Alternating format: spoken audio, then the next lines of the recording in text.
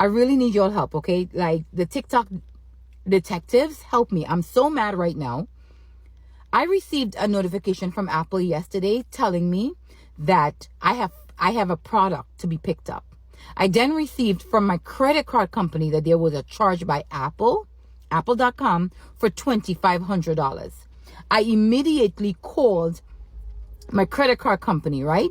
And I said, listen, this is fraudulent. I don't know what this is, but I have not made any purchases from Apple.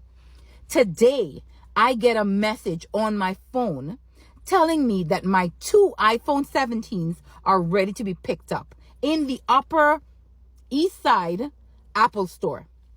So I called the Apple store. They opened at 10.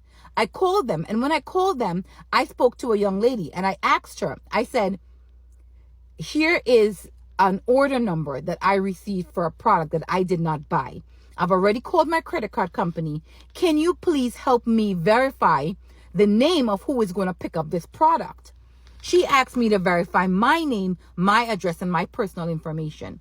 I shared with her, I said, listen, I'm going to be honest with you. I am not comfortable in doing that, right? Because in my mind, I start to verify information. I don't know if this is internal, if this is external, but whoever's going to come pick it up is going to come pick up my stuff, right? And maybe they're using my name, or maybe I'm providing now my information for them to actually use it. I said, listen, I have the order number and I have my email. Okay? So I can give you both of that information. How far in this process can you go? I don't even need the name of the people. Just if you can just verify the first letter or of the first name or the last name, so at least I know it's not me. Because it's one thing to have talking to your bank about money stolen, because of course there's FDIC, so you're going to get back that money because it's insured. But then now if you have my identity, that's a problem. She was like, I can't do that. I'm going to get you to a supervisor. No problem. It took her 25 minutes to get me a supervisor. Not only did it take her 25 minutes to get me a supervisor, she didn't even get me a supervisor in the store. She calls, I guess, whatever their call center. The person comes online. I say, can you give me a name and your employee ID? Because at this point, I want to document everybody that I've spoken to, and I want to document every single thing that is happening, so that if I have to get the police involved or I have to follow up on the situation, like, I'm prepared. None of them want to give me the information. The other girl from the actual store, well, she's no longer on the phone, and I'm talking to the supervisor, right? So I just need to know from somebody who has worked at Apple, like, how much information from a person can you see? Because then this person now keeps asking me to verify my billing address. Ma'am, I need your billing address and I need your full name. I need your billing address. I need your full name. And I'm thinking, if I give you all of this information, whoever's coming to pick up this phone now has access, because it could be an inside job.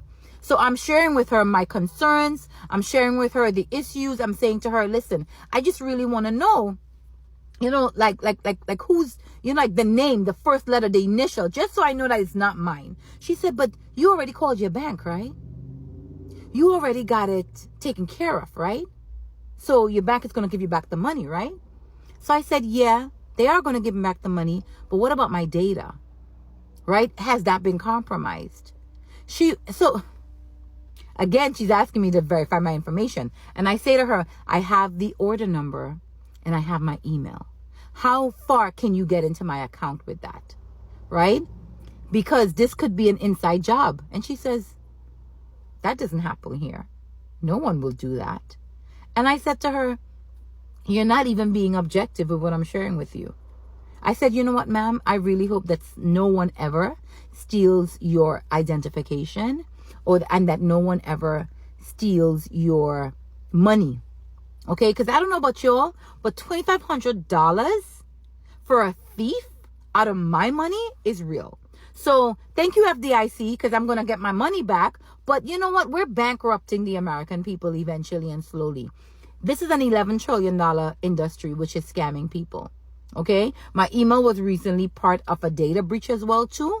And the last time I used that card was at Costco. And every time I go to Costco, there is some type of fraudulent activity on my account afterwards. So I'm just sharing this, but I would love anyone who has worked Apple to even just DM me and share with me some of these processes, because I'm going to tell you, I'm one step away from going to that store and taking the cops with me, because I want to know who in their nasty ass mind is trying to take my money.